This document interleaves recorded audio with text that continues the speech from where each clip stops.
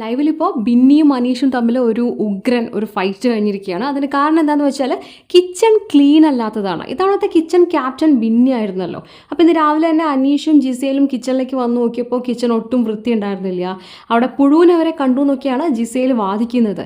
എന്നാൽ താൻ ഈ കിച്ചൻ്റെ ഭാഗത്തേക്ക് വന്നിട്ടേ ഉണ്ടായിരുന്നില്ല. ബാക്കി കണ്ടസ്റ്റൻസ് ആരൊക്കെയോ കിച്ചണിൽ കയറി എന്തൊക്കെയോ കുക്ക് ചെയ്തു.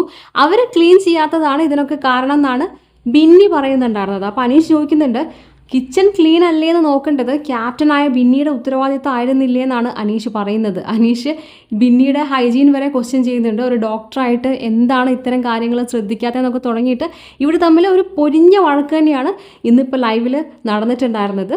എന്താണെങ്കിലും അതിനിടയ്ക്ക് ലക്ഷ്മിയും കിച്ചൺ ടീമിൻ്റെ ഒരു പാർട്ടാണല്ലോ. അപ്പോൾ ലക്ഷ്മി അവരുടെ തെറ്റ് അഡ്മിറ്റ് ചെയ്യുന്നുണ്ട്. അത് ക്ലീൻ ചെയ്യേണ്ടിയിരുന്നത് അവരുടെ ഉത്തരവാദിത്വം ആയിരുന്നു, അത് ചെയ്യാത്തത് അവരുടെ ഭാഗത്ത് വന്ന മിസ്റ്റേക്ക് ആണെന്നൊക്കെ പറഞ്ഞിട്ട് ലക്ഷ്മി അവരുടെ ആ ഒരു തെറ്റ് അഡ്മിറ്റ് ചെയ്യുന്നുണ്ട്. പക്ഷേ ബിന്നി അപ്പോഴും അനീഷുമായിട്ട് ഫൈറ്റ് ചെയ്തുകൊണ്ട് തന്നെ ഇരിക്കുകയാണ് ചെയ്തിട്ടുണ്ടായിരുന്നത്.